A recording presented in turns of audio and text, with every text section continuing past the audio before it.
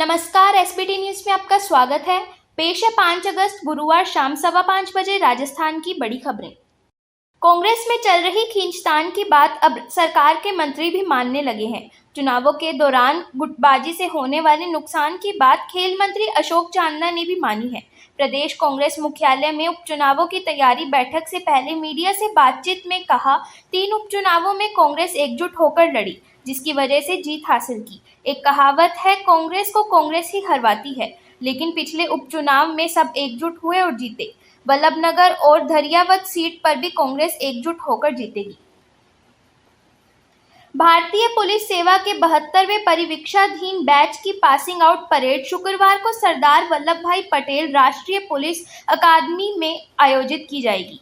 भारतीय पुलिस सेवा के अधिकारियों के प्रशिक्षण के लिए यह एक प्रतिष्ठित संस्थान है। एक आधिकारिक विज्ञप्ति में बताया गया कि केंद्रीय गृह राज्य मंत्री नित्यानंद राय इस कार्यक्रम के मुख्य अतिथि होंगे।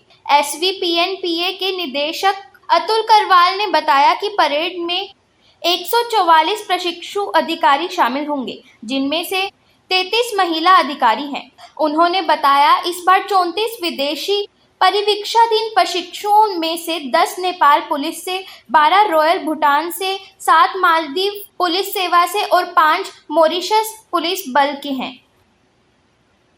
राजस्थान हाउसिंग बोर्ड में प्रमोशन के बाद जूनियर इंजीनियर्स की पोस्ट पर अब एक भी व्यक्ति कार्यरत नहीं है। ऐसी स्थिति में बोर्ड प्रशासन ने कॉन्ट्रैक्ट पर 22 जूनियर इंजीनियर्स रखने का फैसला किया है, जिनके हाथ हाउसिंग बोर्ड के कई बड़े प्रोजेक्ट्स की कमान होगी। यह निर्णय बोर्ड की बैठक में लिया गया। खास बात यह है कि इन इंजीनियर्स को 27,000 रुपये महीने का वेतन ठेकेदार के जरिए दिया जाएगा, जिसमें से PF, ESI और GST कटने के बाद एक इंजीनियर को 20,000 रुपये महीने की पगार मिलेगी। विश्वविद्यालय के योग प्रशिक्षण हटाए जाने पर राजभवन ने रोक लगाई है। हाल में एकेडमिक काउंसिल ने 4 साल पूर्व MOU समाप्त होने के बाद योग एवं मानविकी विभाग को विश्वविद्यालय का हिस्सा बनाने का फैसला किया। इसको लेकर योग शिक्षक राजभवन पहुंचे थे। विधायक ने वासुदेव देवनानी ने कहा कि विवेकानंद योग अनुसंधान संस्थान बेंगलुरु एवं विश्वविद्यालय के बीच हुए अनुबंध के तहत कई सालों से योग प्रशिक्षक सेवारत है।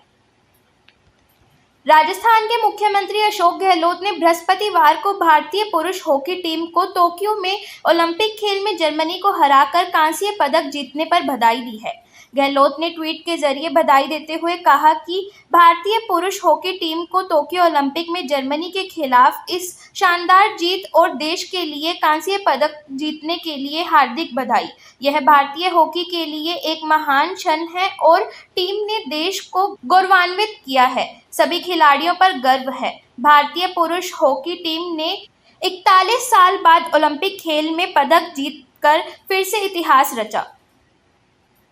चुनाव रणनीतिकार प्रशांत किशोरी ने गुरुवार को पंजाब के मुख्यमंत्री अमरिंदर सिंह के प्रधान सलाहकार के पद से इस्तीफा दे दिया है और कहा, वे सार्वजनिक जीवन से अस्थायी ब्रेक लेने के अपने फैसले के मद्देनजर इस्तीफा दे रहे हैं। किशोर ने मुख्यमंत्री को लिखे पत्र में कहा, जैसा कि आप जानते हैं, सार्वजनिक जीवन में सक्रिय भूमिका के अस्थायी अवकाश लेने के मेरे निर्णय के मद्देनजर मैं आपके प्रधान सलाहकार के रूप में जिम्मेदारियों को संभालने में सक्षम नहीं हूं।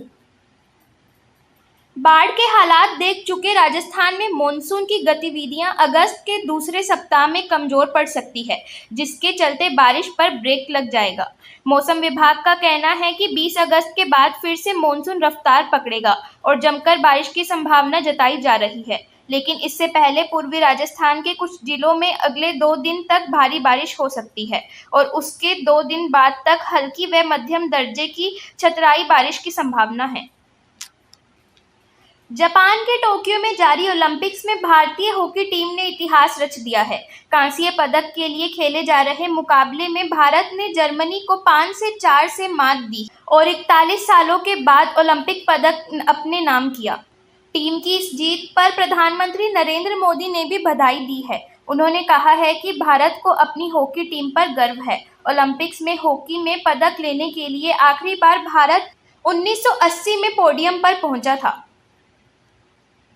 पाली जिले का ग्रामीण पुलिस सर्कल का गुड़ा एंडला थाना भवन पूरा जर्जर हो चुका है। बारिश में यहां छत टपकती है, भवन में दरारें आ चुकी है। नए भवन के लिए जमीन भी आवंटित हो गई, लेकिन बजट जारी नहीं होने से नया भवन नहीं बन सका। फिलहाल पुलिस कर्मी इस 100 साल पुराने थाना भवन में बैठकर ही कामकाज कर रहे हैं और रह रहे हैं। बाढ़ के हालात में यह भवन खतरे से कम नहीं है। कांग्रेस ने धरियावद और वल्लभ नगर सीटों पर उपचुनाव की तैयारियों के लिए बनाई गई कमेटियों की आज पहली बैठक बुलाई है। बैठक में कांग्रेस की सर्वोच्च केंद्रीय body Congress working committee CWC सदस्य रघुवीर मीना शामिल नहीं होंगे। इसके पीछे CWC सदस्य के प्रोटोकॉल को कारण बताया जा रहा है। रघुवीर मीना को धरियावद उपचुनाव की कमेटी में उनसे पदों में जूनियर नेताओं के साथ तीसरे नंबर पर जगह दी है। कांग्रेस की दूसरी लहर थमने के बाद राजस्थान में स्कूल खुलने के फैसले को टाल दिया गया था। शिक्षा मंत्री गोविंद सिंह डोटासरा ने स्कूल नहीं खोलने को लेकर कहा कि थर्ड वेव बच्चों के लिए खतरनाक साबित हो सकती है, इसलिए राजस्थान में स्कूल नहीं खोले गए। उन्होंने कहा कि मुख्यमंत्री गहलोत ने लोगों की चिंता की वजह से इस फैसले को टाला है। उनकी चिंता भी वाजिब है।